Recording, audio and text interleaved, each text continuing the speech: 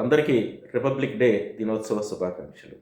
జనవరి 26న మనం గణతంత్ర దినోత్సవ వేడుకలు జరుపుకుంటున్నాం. గణతంత్ర దినోత్సవానికి ఆగస్టు 15కి ఉన్న తేడా ఏమిటి? అప్పుడు జెండా ఎవరు ఎగరేస్తారు? ఇప్పుడు ఎవరు ఎగరేస్తారు? అదేవిధంగా ఆగస్టు 15కి జెండా ఎలా ఎగరవేస్తారు? రిపబ్లిక్ డేకి ఎలా ఎగరవేస్తారు? దానికి దీనికి ఉన్న తేడా ఏమిటి? 2 స్వతంత్ర దినోత్సవాలు ఎందుకు జరుపుకుంటున్నాం అనే విషయాన్ని ఈ వీడియోలో చెప్పబోతున్నాను. ముందుగా మనకి ఆగస్టు 15 అంటే స్వతంత్ర దినోత్సవం. మనకి బ్రిటిషర్స్ మన దేశాన్ని వదిలి వెళ్ళినటువంటి రోజు. ఆ రోజు 1947 ఆగస్టు 15 స్వతంత్రం ఇచ్చారని మనం జెండా ఎగరవేసుకున్నాం.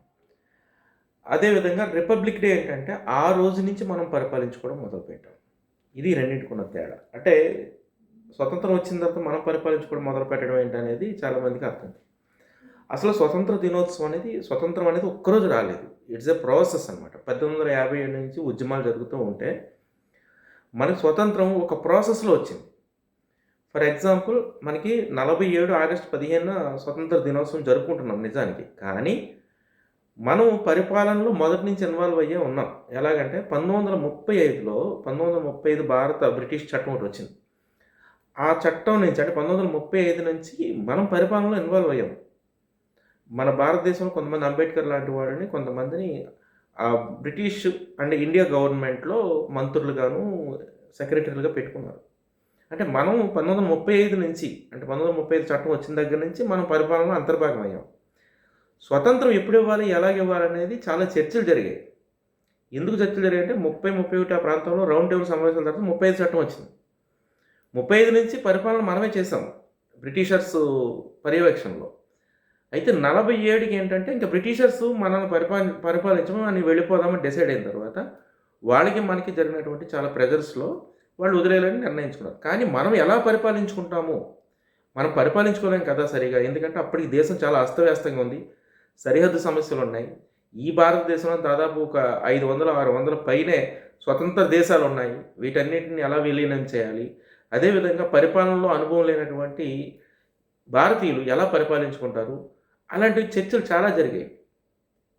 మౌంట్ బాటన్కి అదేవిధంగా కాంగ్రెస్ అప్పుడు ఇండియన్ కాంగ్రెస్కి మధ్య జరిగినటువంటి చర్చల్లో 1947 నుంచి స్వతంత్రం ఇచ్చారు. 1947 ఆగస్టు 15. కానీ అడ్మినిస్ట్రేషన్లో మాత్రం ఇంకా బ్రిటిషర్స్ ఉన్నారు. అంటే 1935లో ఒక 10% ఇండియన్స్ ఇన్వాల్వ్ అయితే 1947 తర్వాత ఒక 20% బ్రిటిషర్స్, ఒక 80% ఇండియన్స్ ఉన్నారు.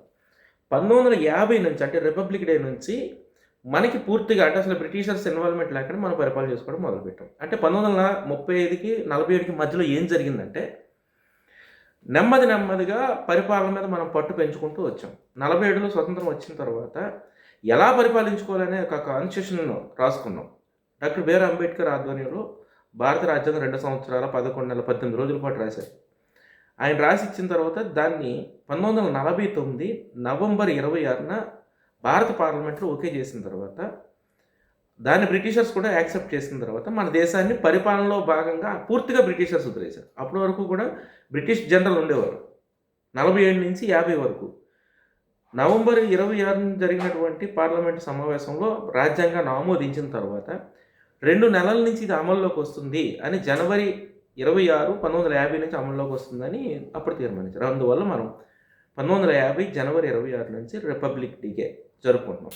అంటే మనకి 35లో పగ్గాలు మన చేతికి వస్తే 47లో పాక్షిక స్వాతంత్రం వచ్చింది. 1950 నుంచి పూర్తి స్థాయి స్వాతంత్రం వచ్చింది. ఇది గణతంత్ర దినోత్సవానికి ఆగస్టు 15కు ఉన్నటువంటి తేడా.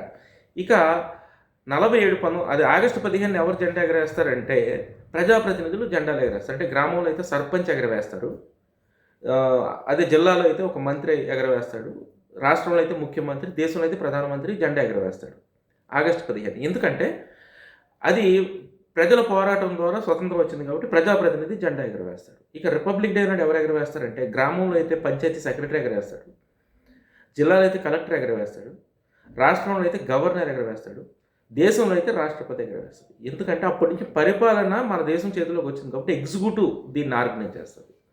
సో ఇప్పుడు ఈరోజు జరిగే రిపబ్లిక్ డేకి ఎగ్జిక్యూటివ్స్ అంటే దేశంలో రాష్ట్రపతి, రాష్ట్రంలో గవర్నరు, జిల్లాలో కలెక్టరు జెండా ఎగరవేస్తారు.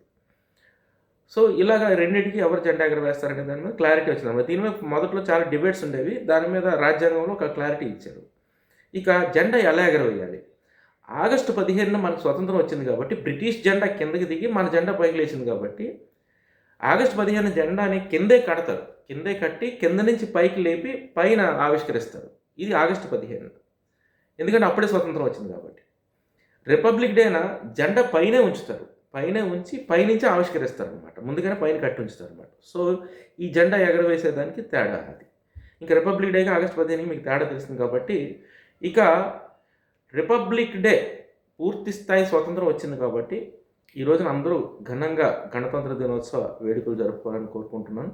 అందరికీ మరొకసారి రిపబ్లిక్ డే దినోత్సవ శుభాకాంక్షలు. Thank you.